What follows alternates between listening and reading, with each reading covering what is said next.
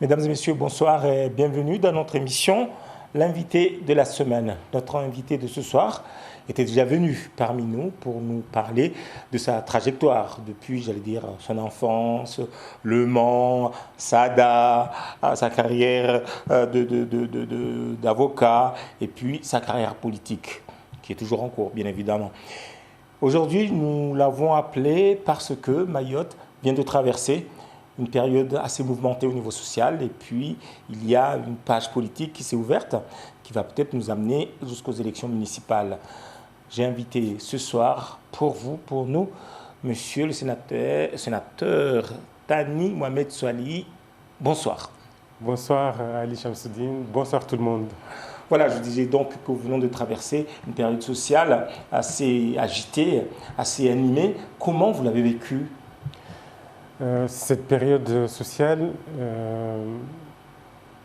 nous ne l'avons pas vécue de la même manière.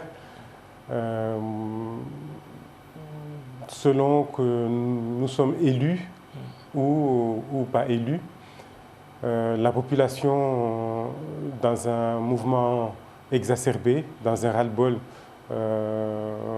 où la poudrière quand même c'était ces violences au lycée de Kahani, la population a manifesté, est descendue dans la rue, a bloqué l'île et était dans la revendication, dans la contestation, dans la demande. Et puis du côté des élus, c'était l'impossibilité immédiate de ne pas donner de réponse satisfaisante à cette manifestation, puisque les réponses étaient attendues du gouvernement. Or, le gouvernement mettait du temps à réagir.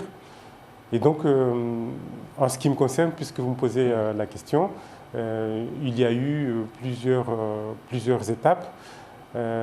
Moi, assez rapidement, j'ai voulu poser une question d'actualité au gouvernement parce que c'est de cette seule manière, et c'est la manière, je dirais, la plus simple et la plus directe, d'interpeller fortement le gouvernement. J'ai fini par pouvoir poser cette question, et vous vous souvenez, le Premier ministre m'avait répondu. Ensuite, je suis revenu ici à Mayotte, et là, la situation a été beaucoup plus mouvementée, puisque vous vous souvenez, que ce soit moi et d'autres collègues élus, mais c'était surtout chaud pour moi. Il y a eu ces intimidations, ces bousculades au sein de l'hémicycle du conseil départemental. Donc voilà, en résumé, comment moi j'ai vécu ces mouvements. Alors, est-ce que maintenant, avec le peu de recul que vous avez, parce que c'est vrai que c'est toujours assez chaud, vous dites que c'était normal, entre guillemets, que la population réagisse comme ça? C'est légitime que la population réagisse à partir du moment où elle estime que ses représentants n'ont pas été à la hauteur des attentes.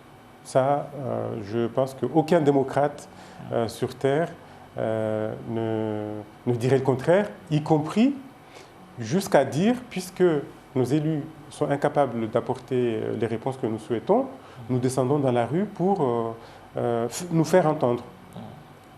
Mais c'est la suite que je conteste, à savoir, pour une minorité, exercer des actes de violence, bloquer, intimider, et quelque part, en fait, empêcher les élus, justement, de chercher de trouver des solutions. Mais sur le fond, la revendication, et y compris, vous savez, le contrat social de Rousseau, c'est on confie un mandat à des élus à partir du moment où la population estime que les élus ne sont pas à la hauteur, et à condition que ça se passe dans un esprit apaisé et démocratique, c'est tout à fait normal que les gens revendiquent dans la rue. Alors, est-ce que, parce que nous avons entendu, nous avons suivi ce qui s'est passé au niveau national avec les Gilets jaunes qui disaient les élus, il faut pouvoir les révoquer, etc. C'est quelque chose qui vous est passé par la tête quand vous avez vu ce qui se passe ici à Mayotte ?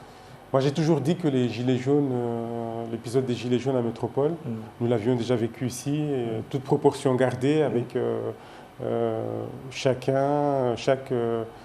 endroit, ses modus operandi, ses façons d'agir.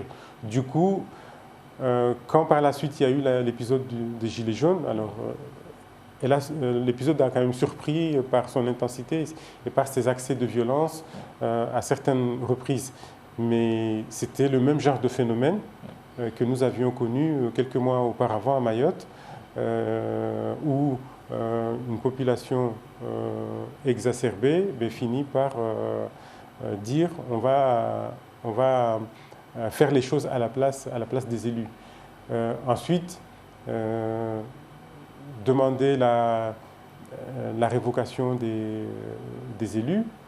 Moi, comme je l'ai dit, au sortir de la crise à Mayotte et à l'occasion aussi de l'anniversaire du référendum, et que je redis ici, dans une démocratie, lorsque l'on n'est pas satisfait du travail d'un élu, on attend la fin de son mandat et on cherche à prendre sa place.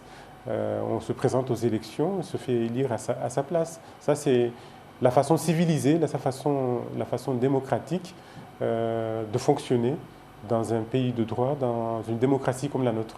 Alors, vous faites partie de cette génération qui est venue, même si pas la génération tout de suite, hein, après les Bamana, après les Marcel Henry, après, etc. Excusez-moi, est-ce que l'héritage est trop lourd à porter? Oui et non. L'héritage est lourd dans la mesure où nous succédons à la phase départementale. Nous sommes dans la phase post-départementale. Et lorsqu'on sait la mobilisation d'énergie qu'il avait fallu que nos aînés mobilisent, déplacent pour maintenir Mayotte dans la France et avoir cette départementalisation, même avec ses insuffisances, la suite doit être au moins du même calibre. Mais là où moi je suis très tranquille, c'est que les revendications sociales, les revendications économiques, les revendications sur le développement de l'agriculture, c'est-à-dire le concret, ce qu'on met dans la coquille départementale, ça c'est quelque chose de relativement nouveau. Il y a eu des avancées de cette nature dans le passé, mais après le département, c'est comme si la population était dans les starting blocks et le niveau, le degré, l'intensité des revendications c'est accru. Et donc, à partir du moment où les élus font le travail que doit faire n'importe quel élu et que ça c'est compris par la population, ça peut aller. Mais en fait, la population, puisqu'on leur a dit attendez la départementalisation et vous allez tout avoir telle une panacée, telle une potion magique par la suite, la population a redoublé, a quadruplé dans la revendication, dans l'intensité des revendications. C'est pour dire que la population demande trop vite? Est-ce que la population demande trop vite? On ne peut pas tenir ce discours à l'ère d'Internet. Ce discours pouvait être tenu à une période où les Mahorais ne savaient pas vraiment ce qui se passait dans le monde. Aujourd'hui, votre petit enfant, mon petit enfant, le petit enfant du quartier, il a son smartphone, il voit ce qui se passe à Paris, à Marseille, en Chine, aux États-Unis. Allez lui dire d'attendre, de ne pas vouloir aller trop vite. C'est ça le paradoxe aujourd'hui, c'est que ce discours, même s'il était tenu, il n'est pas entendable. Oui, du coup, est-ce que c'est le gouvernement, c'est l'État, c'est la France en général, c'est le pays qui n'est pas à la hauteur des demandes ou des exigences légitimes des Mahorais? La ministre des Outre-mer, Annick Girardin, a eu l'occasion de dire que c'était une responsabilité collective. Et je ne reprends pas ces termes pour le plaisir de les reprendre, mais je pense que c'est cela. Ce matin, j'intervenais au lycée de Dembéni pour expliquer ce que l'Europe apporte à Mayotte et la citoyenneté européenne. J'espère qu'on en viendra tout à l'heure. Et ce genre de questions m'était posé. Et j'expliquais que c'est vrai que nous vivons dans un pays, la France, qui est l'un des pays les plus riches au monde, mais la France vit au-dessus de ses moyens. La France est endettée de presque l'équivalent de son PIB, de sa richesse. Donc, Mayotte arrive à un moment dans ses revendications, à un moment où ce n'est pas comme si il restait un morceau de gâteau qui n'était pas consommé et qui était à disposition pour nous pour partager. Non seulement tout le gâteau est pris, mais en plus, il n'y en a pas assez puisque la France vit au-dessus de ses moyens. Et c'est dans cette situation dans laquelle nous nous trouvons. Vous savez, y compris en hexagone des collègues de l'extérieur, tout le monde est d'accord pour dire que Mayotte est le territoire le plus pauvre, Mayotte doit être davantage aidée.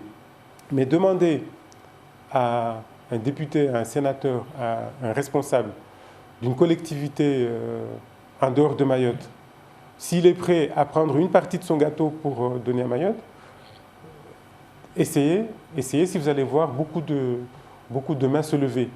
Et il n'y a pas 10 000 solutions, il y en a deux, où effectivement on prend une partie chez les autres, ou on alourdit la dette. Et c'est un peu les deux qui sont actuellement faits pour répondre aux défis, aux exigences de la France. Donc je dis ceci pour expliquer dans quelle situation nous sommes. Nous sommes arrivés plus de 70 ans en termes de départementalisation avant les autres départements. Ce n'est pas une raison pour baisser les bras, c'est une raison pour encore plus revendiquer, encore plus demander. Mais voilà la situation dans laquelle nous nous trouvons. Alors, je me souviens, j'ai eu la chance d'animer les débats sur les cantonales, les dernières cantonales ici à Mayotte. À chaque fois que je recevais des candidats dans les débats, je leur demandais où est-ce qu'ils allaient avoir l'argent pour déployer leur programme. Ils disaient, on aura l'argent de l'Europe. L'Europe est là. Et avec le temps, on voit que Mayotte a participé aux premières élections européennes en 1979. Tout à fait. 3 ans seulement après avoir confirmé quelque part la volonté de rester dans la France. Est-ce qu'aujourd'hui, Mayotte a ce qu'elle mérite de l'Europe? C'est vrai que nous sommes au 40e anniversaire de la première élection. Nous sommes avec tous les autres. Hein. Avec tous les autres, mais quand je dis nous, c'est les Français et les Européens. Voilà. Depuis la première élection au suffrage direct du Parlement européen. Et je n'ai pas beaucoup de souvenirs des élections antérieures, mais la dernière, si ma mémoire ne me fait pas défaut, a vu les Mahorais avoir le plus fort taux de participation. Le taux de participation est très faible, c'est un véritable drame, mais dans cette faiblesse, Mayotte était la plus forte. Alors, il y a 2 périodes à distinguer. La période avant que nous devenions RUP, avant 2012, et puis voilà, la période PTOM, et puis la période de RUP. Les sommes n'étaient pas les mêmes, c'est le moins qu'on puisse dire. Mais oui, vous avez raison, Mayotte, si tant est qu'il fallait faire ses preuves, Mayotte a fait ses preuves, et Mayotte mérite aujourd'hui, comme les autres territoires, d'être régi sous le ciel européen dans le cadre des RUP. Maintenant, le maniement des fonds européens de l'ère actuelle, c'est tout sauf quelque chose de simple. Et là aussi, même si toutes les enveloppes dédiées ne sont pas encore bien consommées avec le temps qui file, mais nous ne sommes pas là-dessus les derniers de la classe en matière de consommation de fonds européens, sauf peut-être pour le FEI. Et en tout état de cause, le Mahorais a été européen avant d'être départementaliste, avant d'être département. Et aujourd'hui, nous devons avoir et conserver un intérêt tout particulier pour l'avenir de l'Europe qui traverse des turbulences. Justement, quand on voit que dans des pays européens, il y a un rejet, pour une partie, un rejet de l'Europe, et que Mayotte, c'est à l'inverse. Mayotte demande plus d'Europe. C'est comme le département. Il y a d'autres qui ne voulaient pas le département. Mayotte demande plus. On a comme l'impression que quand on demande plus, on gagne moins. Alors là, c'est... Enfin, c'est l'impression. Oui, là, c'est un peu réduit comme démonstration. Mayotte demande plus d'Europe comme il demande plus d'État, parce que, bien que nous soyons français depuis 1841, avant bien d'autres, la présence de l'État à Mayotte, dans le développement de cette île, ne se fait vraiment sentir que depuis les années 70-80, avec une ère de décentralisation jusqu'aux années 2004-2005, et puis ensuite une ère de décentralisation. Et là aussi, ça change l'approche que l'on peut avoir vis-à-vis de l'État. Pour l'Europe, c'est un peu la même chose. On a eu une longue période PTOM, et puis à partir de 2012 simplement, alors que la programmation 2014-2020 allait venir, c'est à ce moment-là seulement que nous avons commencé à bénéficier des fonds européens. Et nous en avons fait quoi? Qu'est-ce que l'Europe concrètement, un exemple, a fait à Mayotte? Alors à Mayotte, l'Europe fait beaucoup, l'Europe a fait beaucoup. Du temps des PTOM, c'est l'Europe qui a mis en place les adductions d'eau, par exemple. Et puis depuis récemment, les barges, STM, les barges, c'est l'Europe qui cofinance. Moi, je croyais que les barges, c'était notre conseil départemental. Je croyais que les amphidromes. Les amphidromes. Vous savez, l'Europe ne finance pas intégralement. L'Europe complète avec un degré plus ou moins important selon le degré de richesse de la collectivité qui est aidée. Nous faisons partie des collectivités qui sont le plus aidées avec une participation à hauteur de 85%, mais les amphidromes font partie des projets financés en partie par l'Europe. L'hôpital de Petite Terre, dans l'enseignement, dans l'agriculture, une entreprise, par exemple, de fabrication d'œufs, la plus importante du territoire, est aidée par des subventions de l'Europe. Bref, l'Europe est un peu partout, elle est présente. On ne la voit pas, mais il faut ouvrir les yeux, parce que la barge, on la prend tous les jours. C'est pour ça. Avant de venir ici, je suis passé par la barge. L'Europe peut financer demain la piste longue, voilà, il y a plein de choses comme ça qui sont... Je ne vais pas laisser passer ça. L'Europe peut financer demain la piste longue, ça veut dire peut, pour certains, en droit constitutionnel, ça veut dire va le faire ou le fait. Le peut, le verbe pouvoir, je l'ai employé dans le sens, si la décision de faire la piste longue est prise, l'Europe pourra contribuer à son financement. J'insiste, la décision pourrait arriver vers le mois de juin, lors d'un voyage d'une personnalité à Mayotte ou... Nous attendons, tous les Mahorais espèrent que cette piste longue va finir par être actée, parce que ça fait trop longtemps que ça dure, ça fait depuis au moins 1986 que nous attendons cette piste. Et j'espère, comme tous les Mahorais, que très rapidement, nous allons enfin entrer dans une phase où cette piste va être concrètement actée. Pas juste dire on va la faire, parce qu'on l'a déjà fait à l'envers. Il y a eu des études, des consultations, et puis au moment où il fallait financer, non, il faut demander une étude supplémentaire. Donc c'est pas ça que les Mahorais attendent, c'est du déjà vu. Il y a eu assez d'études, il y a eu une mission, vous vous souvenez, qui est venue... consulter. Il y a eu 5 consultations populaires à Pamondzi, Mamoudzou, etc. Non, je parle de la mission là, de cette année d'inspecteur qui est venu étudier la faisabilité et le cas échéant, combien ça allait coûter. Mais cette mission a fini son travail. Elle a émis 3 pistes possibles, sans mauvais jeu de mots. Il faudrait absolument, pour l'intérêt du développement de cette île, que l'une de ces hypothèses soit rapidement actée et et exécutés.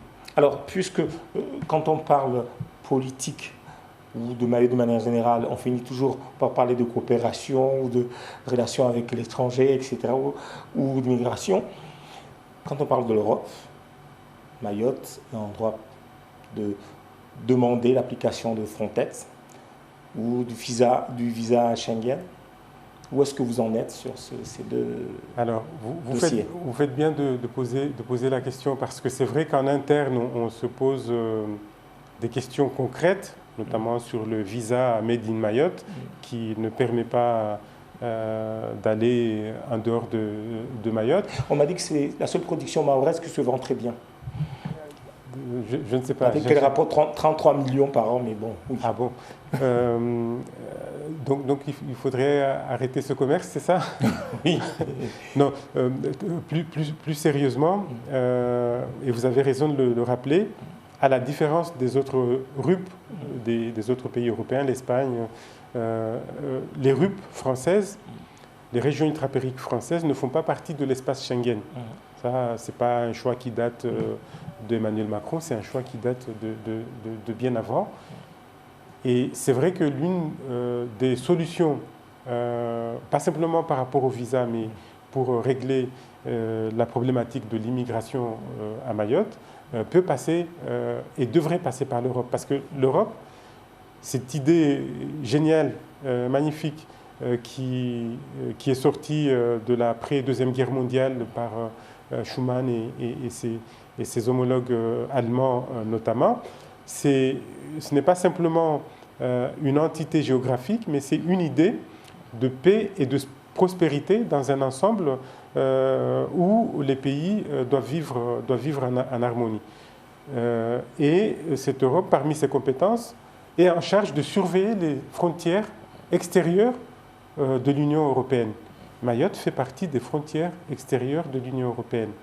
Et les enjeux de l'avenir passent aussi par ça, que nous soyons plus exigeants à l'égard de nos futurs députés européens, nous soyons plus exigeants en matière de compétences de l'Europe par rapport aux frontières de l'extérieur.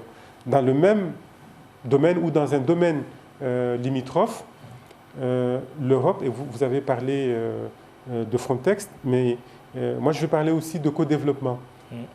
L'Europe aussi aide au développement des pays tiers, mais tout simplement pour aider ces pays à fixer leur population afin d'éviter les vagues d'émigration vers les pays de l'Union européenne. Donc voilà les enjeux de l'Europe, et vous avez bien fait, je vous remercie d'avoir soulevé ce sujet parce qu'il est beaucoup plus important que nous le pensons.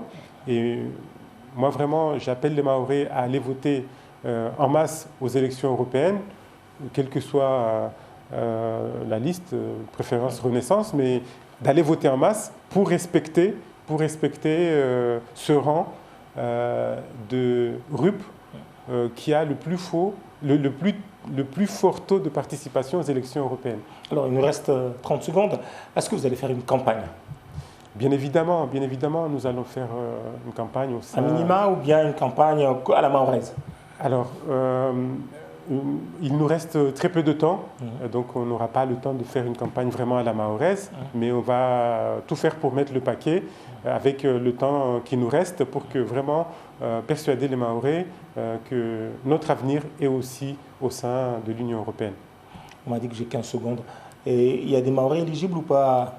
Sur la liste En Marche, il n'y a pas de Mahorais éligibles, mais il n'y a jamais eu de Mahorais éligibles sur quelque liste que ce soit. Et sur les autres listes, j'ai l'impression que non également. Mais ça, c'est une fausse... Enfin, ce n'est pas la question. L'essentiel, c'est que nous ayons des parlementaires européens qui défendent les causes de Mayotte. Et ça doit être le critère déterminant. Merci beaucoup, monsieur le sénateur, d'être venu nous parler un peu de l'ambiance générale qui est à Mayotte. Merci à vous, le temps est passé trop vite, je ne l'ai pas vu passer, et merci de votre invitation. Merci beaucoup. Allez, on a allé.